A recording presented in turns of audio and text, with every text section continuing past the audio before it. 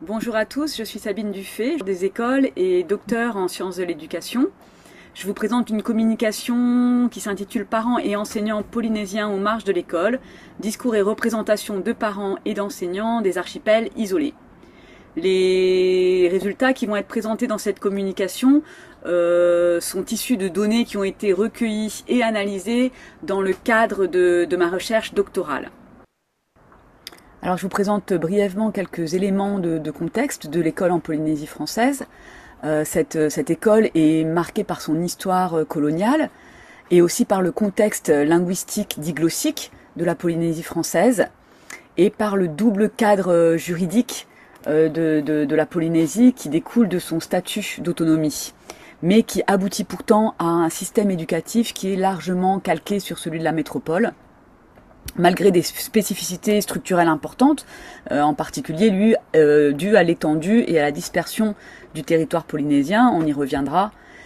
Et enfin, l'école en Polynésie française est marquée par d'importantes difficultés de décrochage, de déscolarisation précoce et à des problématiques d'échec scolaire, d'inégalité face à l'école.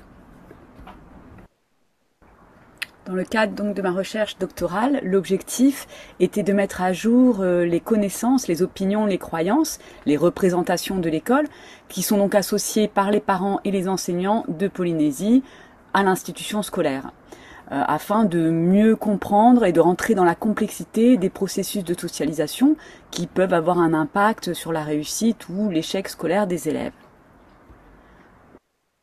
Pour répondre à cet objectif, je me suis référée à la théorie des représentations sociales qui a été élaborée par Serge Moscovici en 1961. Selon cette théorie, les représentations sociales sont des groupes d'idées, d'opinions qui sont construits collectivement et qui circulent au sein d'une société. Face à une réalité incertaine, les représentations sociales vont constituer des filtres, des guides qui vont nous aider à comprendre et à interpréter notre environnement et aussi qui vont nous aider à nous y adapter en orientant nos pratiques et nos comportements et en renforçant la cohésion sociale.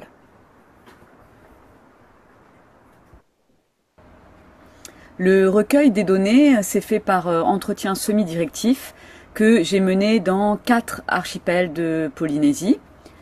Tout d'abord, j'ai mené 15 entretiens dans l'archipel des Tuamotu, puis 11 entretiens dans l'archipel des Australes, 11 entretiens aussi dans l'archipel des Marquises, et j'ai terminé par 18 entretiens dans l'archipel de la Société.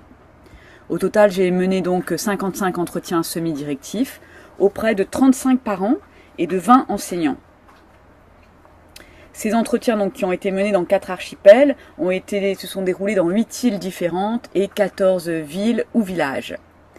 La durée moyenne de ces entretiens est d'1h33 et ces entretiens ont donc été enregistrés pour un enregistrement total de 85h41. Puis ces entretiens ont été intégralement transcrits et le corpus transcrit correspond à 2100 pages de transcription.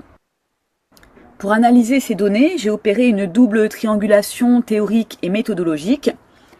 D'une part, l'approche globale d'analyse s'inscrit dans la Grounded Theory que j'ai schématisée sous forme de spirale pour rendre compte de la démarche itérative et de l'interrelation entre les étapes de recueil des données, d'analyse de ces données et de théorisation progressive pour partir des données et arriver progressivement à l'élaboration d'une théorie ou en tout cas de propositions théoriques. Cette approche de recherche générale de la Grounded Theory, qui apparaît en bleu sur ce schéma avec les principales étapes d'analyse, de codage et catégorisation, mise en relation, intégration, modélisation et proposition théorique. Donc cette approche générale et ces différentes étapes ont été croisées à des procédures d'analyse que j'ai élaborées progressivement au fil de ma recherche, en me référant aux approches de la théorie des représentations sociales, pour mettre à jour d'une part le contenu de la représentation sociale, c'est-à-dire les différents éléments qui composent la représentation sociale de l'école, d'autre part la structure de la représentation sociale, c'est-à-dire la manière dont ces différents éléments sont liés entre eux, sont hiérarchisés, et pour mettre en évidence les éléments de cette représentation qui sont centraux.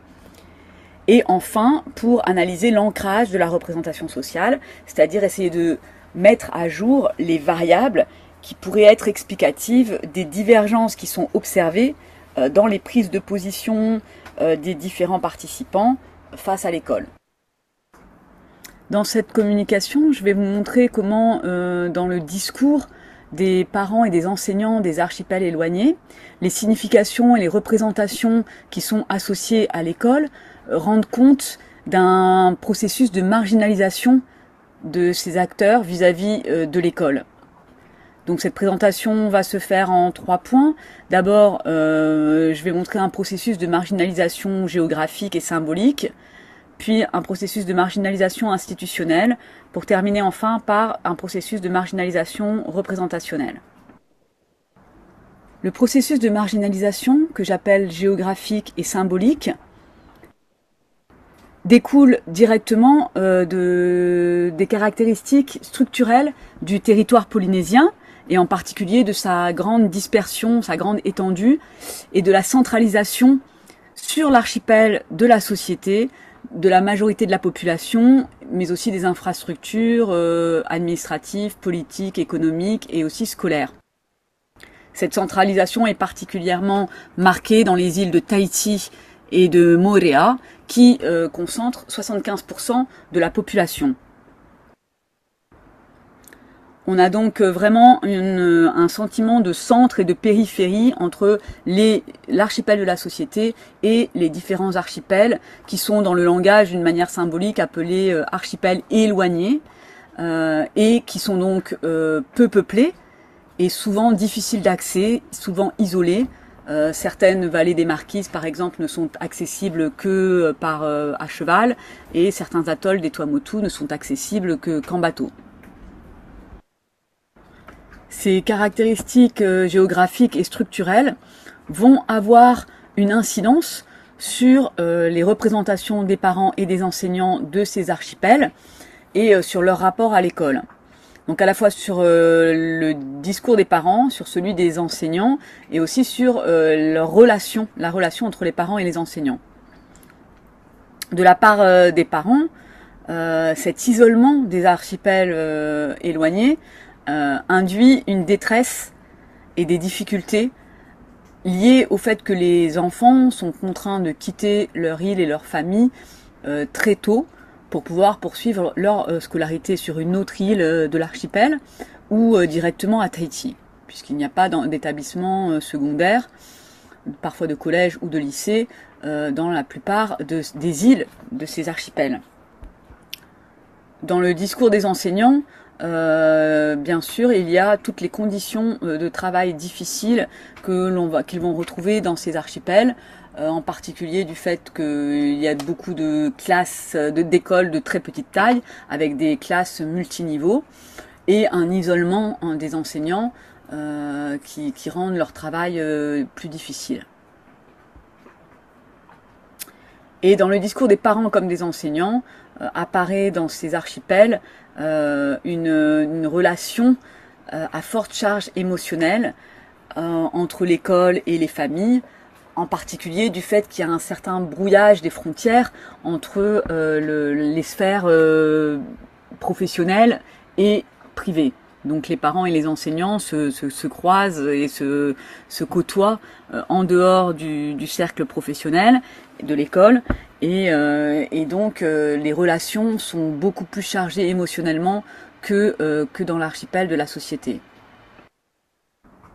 Le deuxième processus est un processus de marginalisation institutionnelle.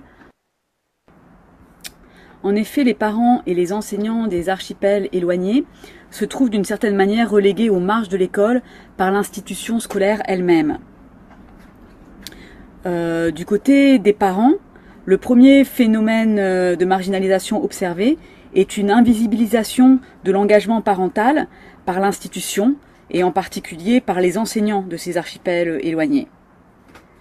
En effet, ce sont dans les archipels isolés que les parents témoignent le plus abondamment de leur engagement envers la scolarité de leur enfant. Ces parents ont de grandes attentes envers l'école et une grande foi dans la capacité de l'institution scolaire à assurer un meilleur avenir à leur enfant. Donc ils témoignent vraiment abondamment de leur encouragement à la scolarité et du suivi scolaire qu'ils prodiguent à leurs enfants à la maison. Et pourtant ce sont les enseignants de ces archipels qui vont témoigner le plus du manque d'intérêt accordé à l'école par les parents. De plus, ces parents vont privilégier des formes d'implication, en particulier au sein de l'école, qui sont dévalorisées par l'institution scolaire.